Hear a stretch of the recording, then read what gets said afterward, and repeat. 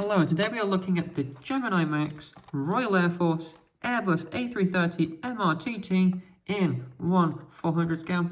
And as you can see, this model comes packaged in this very nice little presentation box. It has the Gemini Max classic box design of this metallic grid-like grey cover on it.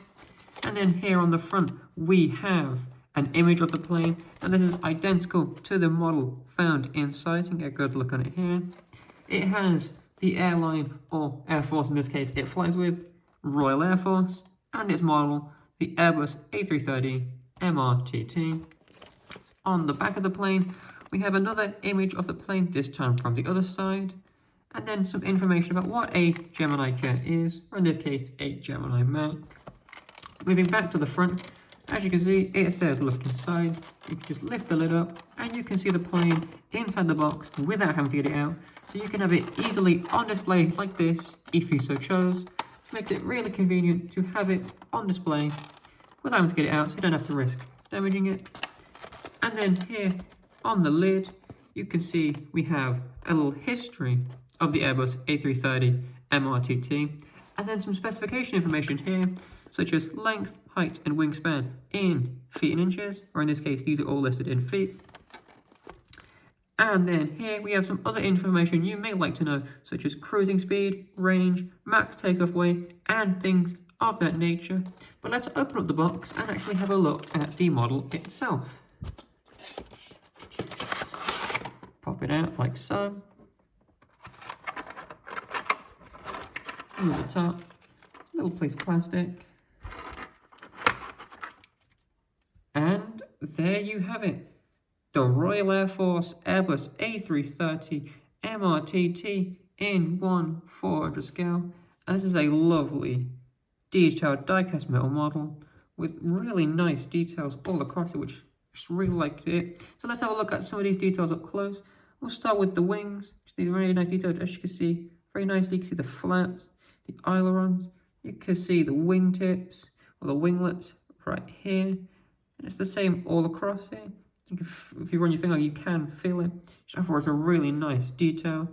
You can see the very nice detailed jet engines, as you can see. It's a bit difficult with the lighting, but you can see there's the insides of the jet engines too. And looking at them from behind as well. They're just really, really detailed. It's really, really nice. And then if we turn the plane upside down, you can see underneath, we've got the same level of detail across. Underneath of the engines, and then you can see here we have the refueling pod of the plane, and the registration is also written on the wing as well, with it here being 77332. And you can see it's the same on both wings. Well, the registration is not written on this wing, but you can see the same level of details, such as the fueling pods, the engines, the flaps, the ailerons, the wingtips. Just overall, the detail is the same all across this model. And whilst we were underneath, we can look at the landing gear. And this has some very nice detailed landing gear. As you can see, they move and the wheels also roll. Looking very nice and detailed. Looking at the front landing gear, you see it has rollable wheels. And then right here, we have a spot for a stand if you have one. So you can have it very nicely on display outside of the box as well as inside. We'll look at more of the printing in a sec, but sticking on the physical details for now, we can move on to the tail of the plane, and you can see the elevators and the rudders on the stabilizers, looking very, very nice. From one angle, now let's turn it around and look at it from the other. Just great, great level of detail. And as you can see, all along the top of this plane, you can see the little antennas, pieces all across, now really capturing the detail of this model. Looking forward to the cockpit. Looking very, very nice. See, it's got a nice wingspan as well. Looking from here, this model has a wingspan of about 15 centimeters. And looking at it from like here, it's about 14.7 centimeters long. So it's a very nice size model. So you can have it nice on display. It's got a good size so you can nice and clearly see it.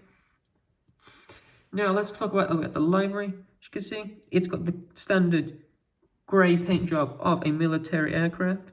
But then we can look closely, we can see big letters, Royal Air Force, of course, as this is flying with the British Royal Air Force. And if we look closely, just above the cockpit, forget it's coming to focus, we have Royal Air Force written here with the Royal Air Force logo, identical to what you see on the box just there. Moving back, we can see just the level of printing all across.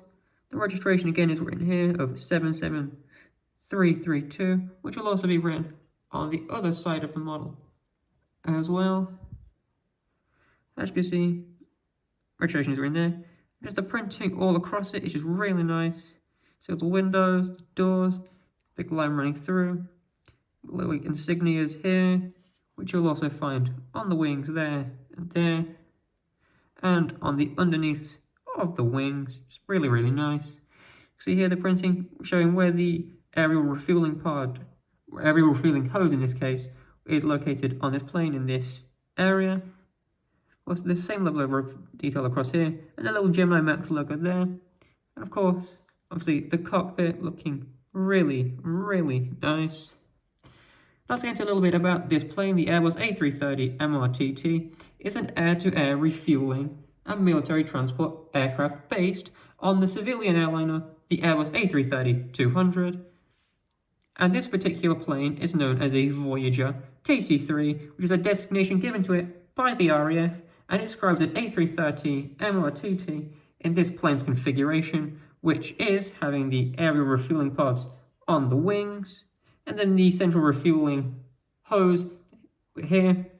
Now, as you can see, this one doesn't actually have an aerial refueling boom as other A330 MRTT aircraft do. So this is slightly different than the standard A330 MRTT. We get quite a nice little thing, which is a standout for the RAF's version of the MRTT.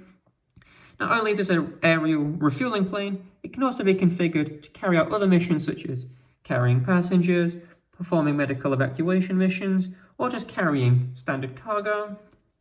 Now, as I said before, this plane has a registration of 77332, and it first flew in 2011 and was delivered to the RAF for their service in 2013, where it remains today, and it is still active with the RAF now. And it is available now from modelcorner.co.uk.